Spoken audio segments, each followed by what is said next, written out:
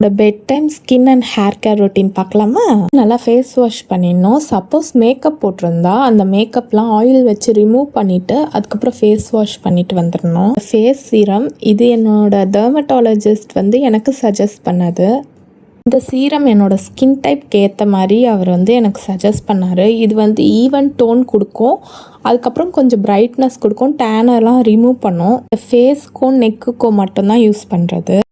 Next இது என்னோடய hand cream. இந்த ஹேண்ட் க்ரீம் என்னோடய ஹேண்ட்ஸில் இருக்க டேன்லாம் ரிமூவ் பண்ணி ஈவன் ஸ்கின் டோன் வரதுக்காக நான் யூஸ் பண்ணுறேன். நெக்ஸ்ட் ஸ்டெப் லிப் பாம் போட்டு முடித்தோடனே என்னோடய ஸ்கின் கேர் ரொட்டீன் முடிஞ்சிச்சு. வெறும் 3 ப்ராடக்ட்லேயே என்னோடய ஸ்கின் கேர் ரொட்டீனை நான் முடிச்சிட்டேன்.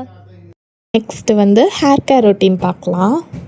ஃபஸ்ட்டு ஹேரை 2 செக்ஷனாக பிரிச்சுக்கிட்டு அதுக்கப்புறம் 1 செக்ஷனில் நீங்கள் நல்லா ட்விஸ்ட் பண்ணிங்கன்னா உங்களோட ஹேர் பிரேக் ஆகுறது கம்மியாயிடும். கீழே இருந்து மேலே போகிற மாதிரி நீங்கள் கோம் பண்ணிக்கோங்க. அதனால் உங்களோட ஹேர் லாஸ் ரொம்ப கம்மியாகிடும்.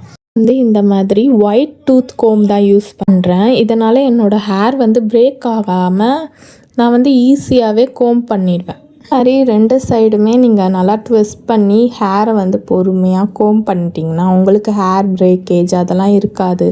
டெய்லி நைட்டு நீங்கள் இந்த மாதிரி கோம் பண்ணுறதுனால உங்களுக்கு முடி கொட்டுறதும் கம்மியாயிடும். கொஞ்ச நாளாக இந்த ஹேர் ரோல் ஆன் தான் யூஸ் பண்ணிகிட்ருக்கேன். இந்த ஹேர் ரோல் ஆன் யூஸ் பண்ண ரொம்ப ஈஸியாக இருக்குது. லிங்க்கு என்னோடய பயோவில் இருக்குது. சப்போஸ் உங்களுக்கு லிங்க் வேணும்னா கமெண்டில் லிங்க்குன்னு போடுங்க, நான் உங்களுக்கு டிஎம் பண்ணிடுறேன். உங்களோட ஹேரை ஒரு செக்ஷனாக பிரித்து அதில் நீங்கள் இந்த ஹேர் ரோல் ஆன் அப்ளை பண்ணிக்கோங்க. ஹேர் ரோல் ஆன் அப்ளை பண்ண ஆரம்பித்ததுலேருந்து எனக்கு இந்த மாதிரி பேபி ஹேர்ஸ்லாம் நிறைய க்ரோ ஆக ஆரம்பிச்சிச்சு. பார்த்தீங்களா? இதை டெய்லி கன்சிஸ்டண்ட்டாக யூஸ் பண்ண ஆரம்பிச்சிட்டேன். அதனால் என் ஹேர் முன்னாடி விட இப்போ நல்லாவே ஹெல்த்தியாக இருக்கிறத நான் ஃபீல் பண்ணுறேன். இவ்வளோ யூஸ் பண்ணியிருக்கேன்னு இந்த பாட்டில் ஃபுல்லாக இவ்வளோ லென்த்துக்கு இருந்துச்சு, இப்போ இவ்வளோண்டு ஆயிடுச்சு. ஹேர் ஃபுல்லாக இந்த மாதிரி ஒரு இடம் விடாமல் எல்லா இடத்துலையும் முடித்த வரைக்கும் நீங்கள் ஹேர் ரோல் ஆன் அப்ளை பண்ணிக்கோங்க. Back side of the hair, ஃப்ரண்ட்டில் எல்லா இடத்துலையும் இந்த ரோல் ஆன் அப்ளை பண்ணி நல்லா உங்கள் ஃபிங்கர் டிப்ஸில் மசாஜ் பண்ணிக்கோங்க. இல்லை எல்லாத்தையும் அப்ளை பண்ணி முடித்ததுக்கப்புறம் ஸ்கேல்ப் நல்லா மசாஜ் பண்ணணும். அதுக்கு நான் இந்த ஸ்கேல்ப் மசாஜர் தான் யூஸ் பண்ணுறேன். டெய்லி மசாஜ் பண்ணுறதுனால உங்கள் ஹேரில் எந்த ஒரு டர்ட்டும் ஃபார்ம் ஆகாமல் இருக்கும். அதுக்கப்புறம் உங்கள் ஹேர் ரொம்ப ஹெல்த்தியாக பில்ட் ஆக அது ரொம்ப யூஸ்ஃபுல்லாக இருக்கும். டெய்லி 5 மினிட்ஸ்க்கு நீங்கள் இந்த ஸ்கேல்ப் மசாஜ் பண்ணணும். பண்ணுறதுனால உங்கள் ஹேரில் பிளட் ஃப்ளோ இன்க்ரீஸ் ஆகும், உங்கள் ஹேர்லாம் திக்காக இருக்கும். Next hair inversion method.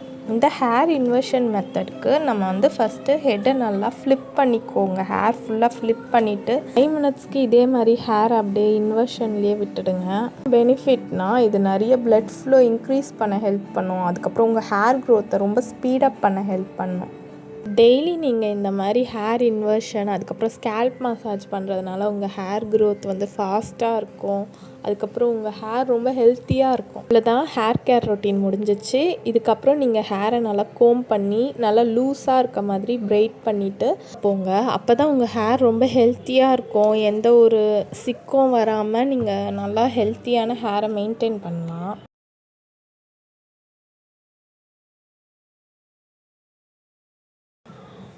ஹேருக்கு நான் எப்போவுமே இந்த சிலிக்கான் க்ரன்ச்சஸ் தான் யூஸ் பண்ணுவேன். இதனால் என்னோடய ஹேர் பிரேக்கேஜ் ஆகாமல் ப்ரிவெண்ட் பண்ணும். அதுக்கப்புறம் ஃப்ரிஸினஸையும் ரெடியூஸ் பண்ணும். அவ்வளோதான் என்னோடய night time hair care and skin care routine முடிஞ்சிடுச்சு. இவ்வளோ தான். டெய்லி இதை பண்ணாலே போதும், உங்கள் ஸ்கின் அண்ட் ஹேர் ரொம்ப ஹெல்த்தியாக இருக்கும்.